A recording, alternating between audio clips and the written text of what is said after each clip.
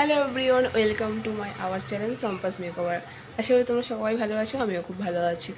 আর আজকে সকাল সকাল ব্লগটা শুরু করছি। আজকে যাব মার্কেটিং করতে, যেহেতু পুজোর সামনে এসে গেছে।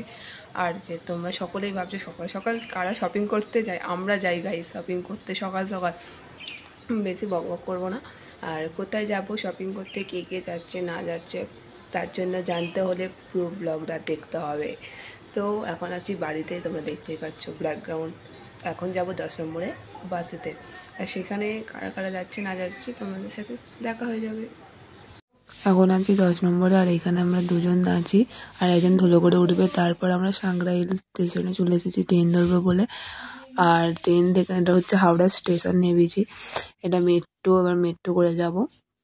তো আমরা ফার্স্ট টাইম মেট্রোর মধ্যে এসেছি। বলবেন না, চুপি চুপি আপনাদেরই বলছি, ঠিক আছে? তো দেখো, এই যে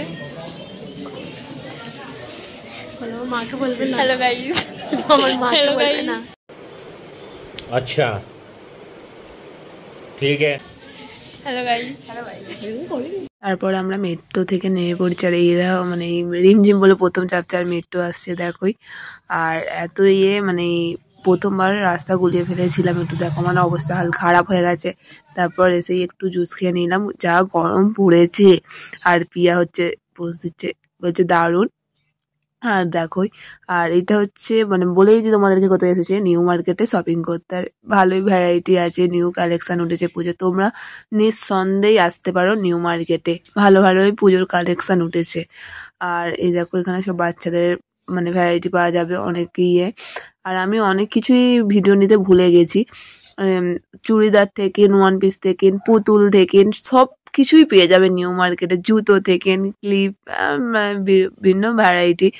আর আমাদের মানে যা হয়েছে, একটা খারাপ বিষয় আমাদের সাথে ঘটে গেছিলো। নিউ মার্কেটে এসে আমার একটাই জিনিস ভালো লেগেছে, টেডি বিয়ার। আমি তো জামা কেনার কথা ভুলে গেছিলাম। আর তারপরে 4টে বাজে তখন মানে খাবো বলে, আর তখন লোককে জিজ্ঞাসা করে আমরা যাচ্ছিলাম। আর এই হচ্ছে শপিং মলে শপিং করেছি, এত কিছুই জিজ্ঞাসা করে। তারপর হাল খারাপ, বিরিয়ানি খাচ্ছি, রিভিউ নিচে, রিভিউ দেখেন। পিয়া মানে খাচ্ছে। আর এত হয়েছে, ভিড় হয়েছে বিকালবেলার দিকে, সকালবেলা তো একদম ফাঁকা ছিল পুরো। তারপর আবার কি মেট্রো এবার চাপবো, টিকিট কাটতে গেছিলাম। আর এই দেখো টিকিট কেটে, আর এখানে পিয়া একটা জিনিস নিতে ভুলে গেছে, দেখছে। আর তারপরে এটা হচ্ছে হাওড়া স্টেশন গাইজ, মানে বাড়ি যাবো, এবার ট্রেন ধরবো। হ্যাঁ, এই ট্রেনে বসে আছি হাওড়া স্টেশন, এখনো ট্রেন ছাড়েনি, যেটাকে বললে বুঝবে। তোমরা দেখতেই পাচ্ছ ট্রেনে কজন মানুষ ছিল।